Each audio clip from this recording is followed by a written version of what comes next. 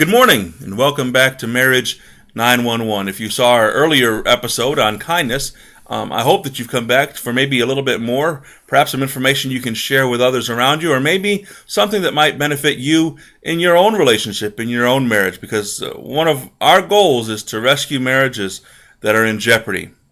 The stats don't lie, and as disheartening as it is, we recognize that marriage is in trouble. The reality is that about 50% of marriages, of all types of marriages, are not lasting. They're failing, and no one wants to fail, and certainly not someone who has joined their heart together with someone else and has made a commitment, a covenant relationship.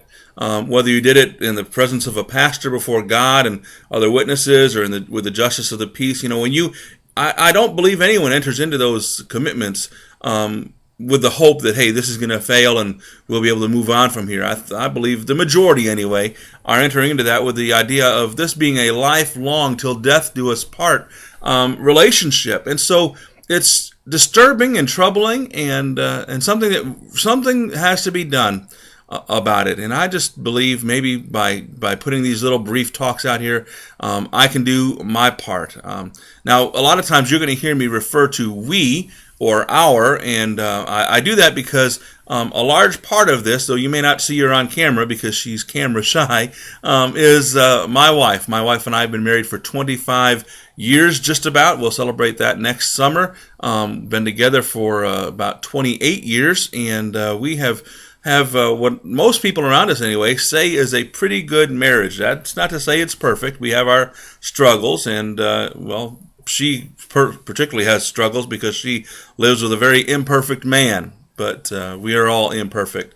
However, we've learned some things, and that's kind of what I want to share, just some of the lessons that we've learned over the course of a quarter of a century together that have enabled us to make it through some difficult times, because for us and for just about every other couple I know, if you've been married for more than 10 minutes, you deal with conflict and struggle. So what is it that makes it so that one couple goes the distance and another couple falls by the wayside? I think it comes down to an understanding of the fabric, the very foundation of marriage. Now, our last episode was kind of spurred by some of the conversations that I'd had with other couples and things that I'd seen in relationships around me, and the fact that we just don't talk very kindly to each other. And so I urged us toward kindness. Well, today I want to talk about something that is really a huge topic, and so I'm only going to really quickly touch on it today, and probably will touch on it again coming up, and that is the question of what is real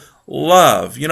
Couples enter in, the people that have come to me for premarital counseling, they're just so in love. Couples that I counsel later on who are struggling, they don't know where the love has gone. And so this concept of love is something that, philosophers for centuries, for all of history, have wrestled with it. And I think it's important for us to have a basic understanding of it, and then to expand that understanding of it to what love is and what love isn't.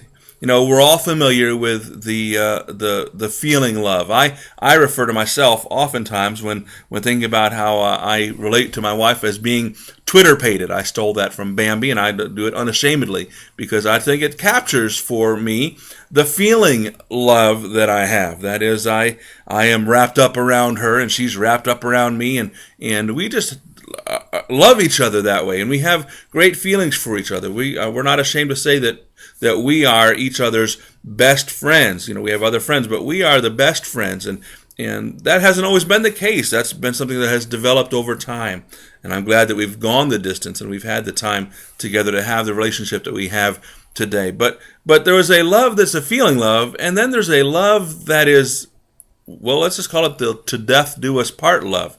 And that's the love that I think we get the most misconceptions about, because we base our experiences, we base our commitment in the relationship, we base it on the feeling of being in love, and we forget that love is more than a feeling. In fact, if I could just be honest with you, love is about 10% feeling and 90% guts and tears and sweat it's really where the commitment comes into it. I'm going to close today with a very quick passage of scripture that Paul wrote, and then next time we're gonna talk more about what love is.